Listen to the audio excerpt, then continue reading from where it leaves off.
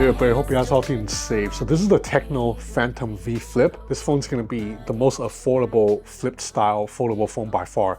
So I don't have the official final retail pricing yet, but I've been told that the early bird pricing for India will be equivalent to about 650 US dollars. Without further ado, let's begin an unboxing because I have to be honest, I actually opened this thing already a couple of days ago and I've already tested the phone. But I thought the unboxing was so nice that I put the phone back in to film an unboxing because if you guys know me, I don't usually film unboxings unless the packaging is special. Like, I'm not going to waste my time and your time doing an unboxing of like an iPhone. There's nothing to unbox. But this here, there's stuff to unbox. Okay, so the first thing you need to notice about this packaging is that this box, the outside, it doesn't feel like traditional cardboard. There's actually a little bit of leather texture to it. You can see the grooving right here. And when you run your finger up and down, it actually feels like leather. You know, I'm talking about the vegan leather that's been used in phones like the Xiaomi 13 Ultra or Apple's phone cases up until this year. So right away, this is a, more premium feeling box than conventional smartphone boxes. You open up the box, you have the flip phone right here. So I'm gonna put the phone aside first and open it up later. Let's check out what's in the rest of the package. And here, once again, you can see that the boxes have these leather-like texture to them. So this is the charger. You get a 45-watt fast charger in here, SIM ejector tool, USB-C cable. And then here you get a pretty nice case. I think you guys can guess by now. So you have some stickers. So this case also has pretty nice matte texture to it. It feels better than those clear TPU jelly case, and it actually has a little keychain ring. This is a case that, like, if Samsung or Apple made, they would be selling it at the store for like 45 US dollars. So the Phantom V Flip comes in two different colors. There's a purple version that actually looks better in photos in my opinion, but the black version feels better in the hand. This again is vegan leather material, and if you look closer, you'll see there's actually stitching on the leather back. So when the phone's folded, it measures 15 millimeters in thickness and it weighs 194 grams, so relatively lightweight. And you'll see that this screen, you can see the crease a little bit at extreme angles if you shine a light on it, like right here. But otherwise, when you look at it straight on, even a little bit from the side, you don't really see it. And you definitely don't feel it as much as you do on Samsung's flip phone. The hinge is surprisingly sturdy because if you remember the Tecno Phantom V Fold, the bigger foldable, could not stay in place mid-fold. But this one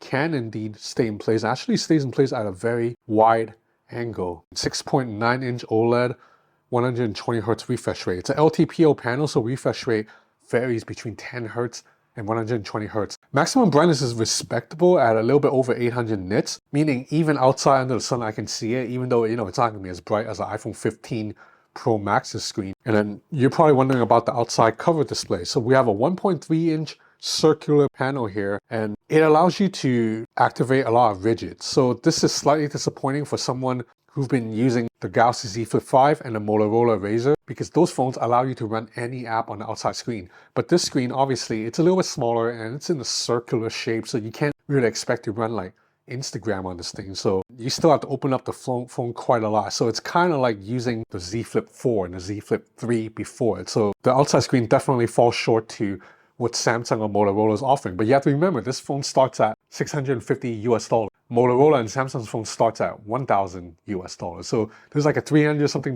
difference here, and you get a much better packaging. So anyway, like I said, I've actually already set up the phone and used it for a few days. Like you see, I already have a bunch of photos, and surprise, surprise, the photos from this camera, 64 megapixels, surprisingly good. Let's check out this low light shot I captured in Thailand. I actually think dynamic range is relatively good. As for the internals, the phone has 8 gigs of RAM inside with 256 gigs of UFS 3.1 storage. The processor is a MediaTek Dimensity 8050. This is a relatively new chip built on 6nm processing, so it's not the most powerful premium flagship chip around, but definitely capable to run basic smartphone tasks. There's also a 4,000 mAh battery in here. That's been okay. This phone definitely cannot last me a full day because I'm a very heavy user, but for a more casual user, battery life will be perfectly fine. And like I said, there's also a charger that comes in the box. But even if there is no charger, there are a lot of good chargers you can buy, like this Ugreen Nexode RG 65-watt charger. So this guy is pretty cute. It's built like a little robot with 2 USB-C port, 1 USB-A port. And when you plug it in, this little guy's face lights up to let you know whether it's charging the device or if it's fully charged. If you're interested in checking this out, I have a link in the description below. Okay, let's talk about the cameras a little bit more. So this system here is headlined by a 64 megapixel main camera right here, and it's an RGWB sensor. This differs from typical camera sensors, which are RGGB. So the extra W here, it's a white filtering away. So Tecno said that they added this to allow the camera to take in a little bit more light. And definitely from low light samples, you can see that this camera does a pretty good job in low light conditions. There's also a 13 megapixel ultra wide camera here. It does an okay job. You know, it captures a sweeping point of view, but there's a lot of distortion and details are quite soft. Around the front, you have a 32 megapixel selfie camera that does a pretty good job, but it seems a little bit redundant because why would you use the inner selfie camera when you can shoot selfies using the main 64 megapixel system with this outside cover screen as a preview? So you can just snap photos like this. Speaking of this outside cover screen, if you jump into settings, you do have a selection of clock faces that you can pick.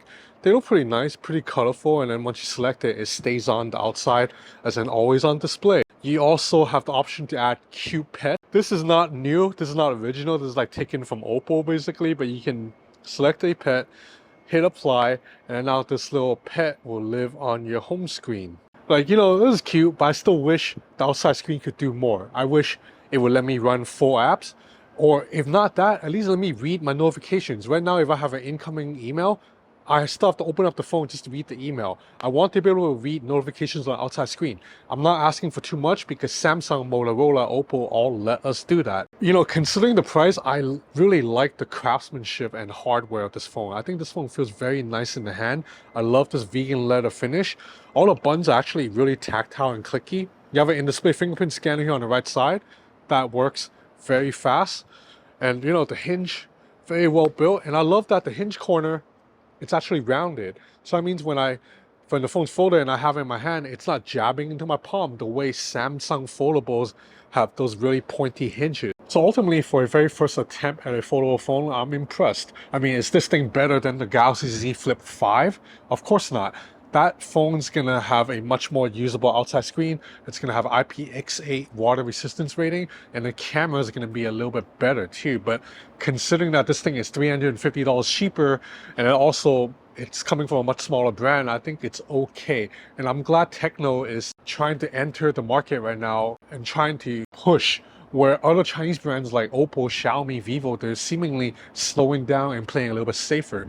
Like Xiaomi, Oppo, Vivo, they're not releasing the premium flagships globally as frequently as they did a couple of years ago. But not Tecno. Tecno is like expanding aggressively. You know, like for example, Tecno launched that big foldable phone at MWC for the global market before Honor even did it. So Tecno is technically the first non-Samsung phone, non-Motorola phone to launch a foldable phone outside of China. It's good to have options. I'm glad Tecno is pushing, whereas other brands are kind of playing it a little bit safe.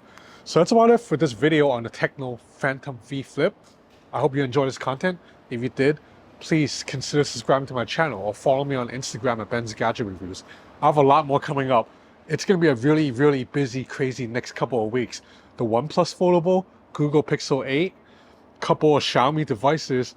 I have confirmed that I will get all of them in hand for review, and I will have videos coming. So please stay tuned if you want to keep up to date on all the latest foldables and Chinese smartphones and smartphones in general. So that's it for now. Thanks for watching.